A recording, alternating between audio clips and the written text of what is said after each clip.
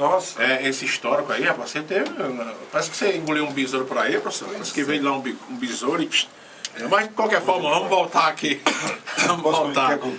Só antes de você continuar, eu ouvindo aqui você, e claro que eu ouvindo também, ele fica atento para essas informações, mas me reporta aí compreendendo cada fase vivida no Brasil.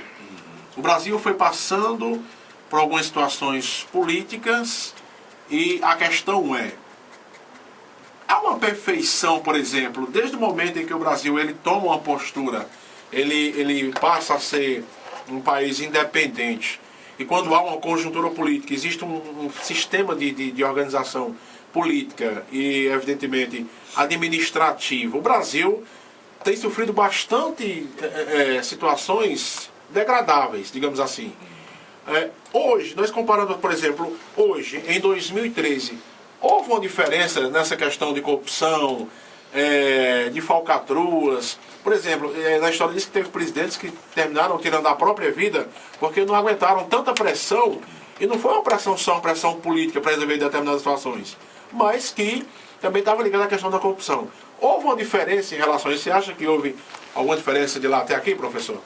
Não, tem diferença sim, né? A gente fala de corrupção, corrupção sempre houve. Aqui no Brasil sempre houve. Em outros países também houve muita corrupção e eles foram acertando, né? E a gente, mas qual país? A Finlândia, Noruega, Dinamarca, Suécia, né? A própria Alemanha, Holanda. Então tem esses países do primeiro mundo que tiveram. Os Estados Unidos têm muita corrupção. Agora a questão é que a lei, na atualidade, ela não funciona mais, né? E as pessoas fazem e não existe nada que as faça pagar os erros que estão cometendo. Então, nós temos um erro do sistema. O executivo, o legislativo e o judiciário, um interfere no outro o tempo todo, que não pode haver essa interferência. Deve haver, tem uma maneira dentro dessa teoria montada, deve haver uma interferência mínima, exatamente para não permitir que o outro ultrapasse a linha do poder, né? Os limites do poder, perdão. Então, o Brasil de hoje, ele é sim mais corrupto. Muitos ficam inventando a desculpa dizendo, não, olha, mas antigamente também era, só que não aparecia. É verdade, não aparecia. Mas nós não tínhamos uma corrupção tão grande quanto a atual. Hoje ela está banalizada, está em qualquer lugar, em todas as instâncias da sociedade. O que tem feito a juventude perder a referência do que é honesto, do que é ético, etc. Então, pessoas que têm a minha idade, por exemplo, que estão acima dos 50 anos, têm uma maneira moral, ética, de ver a vida, muito diferente da juventude de hoje. Nós não estamos dizendo que a juventude está estragada, né? Que ela não serve para nada, pelo contrário. Ela é excelente, serve para muita coisa, inclusive para o futuro do Brasil. Agora, nós também temos que assumir a culpa de que nós permitimos com que eles perdessem referência de coisas tão importantes para o funcionamento e organização da sociedade brasileira. Então, nós estamos vendo na imprensa, né, em geral, rádio, televisão, etc., jornais, tudo que vem ocorrendo. Então a gente não pode mais ficar de braços cruzados. E acho que as eleições do ano que vem, por exemplo, elas não serão como essas que nós temos visto até agora. Acho que dia 7 agora, por exemplo, tem manifestações programadas. Inclusive aqui em Juazeiro do Norte tem um chamado Grito dos Excluídos. Todos os anos acontece esse evento.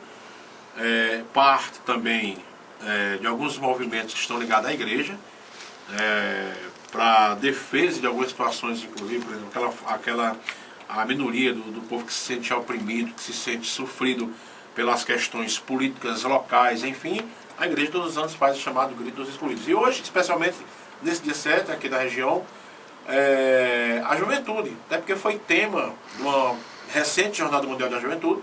O Papa abordou essa questão inclusive a participação do jovem na política, porque é bastante importante. O Papa chegou a dizer que ele não se contenta em ver o jovem muito quieto, muito parado. Ele tem que dizer assim, olha, a gente está aqui porque está insatisfeito. Claro que ninguém vai precisar fazer arruaças, e nem tampouco vandalismo, mas que manifestar o seu desejo de que você está infeliz com o que está acontecendo no Brasil e também nos nossos municípios, não está nada errado, muito pelo contrário, é um direito do cidadão.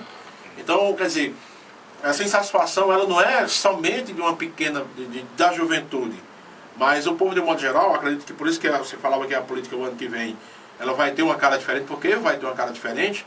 Você basta ver que tudo que aconteceu em transcorrer da história durante todo esse ano que vem acontecendo na política no cenário nacional, a PEC que foi de repente derrubada, a PEC 33, enfim, a 37 também que estava em discussão, e, enfim, são muitos acontecimentos. Então, é o seguinte, a gente vai falar mais desse assunto, a gente volta já já, porque tem uma canção aqui que já está no ponto, e aí a gente aproveita e manda para quem essa canção, professor? Eu quero sugerir a canção.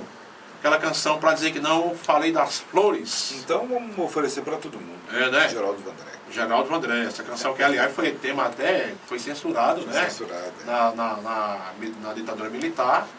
E aí, a gente hoje, como uma forma também de ser o grito dos excluídos, a gente coloca essa canção de Geraldo Vandré. Beleza, vamos ouvir. Né, para dizer que não falei das flores. Ouçamos.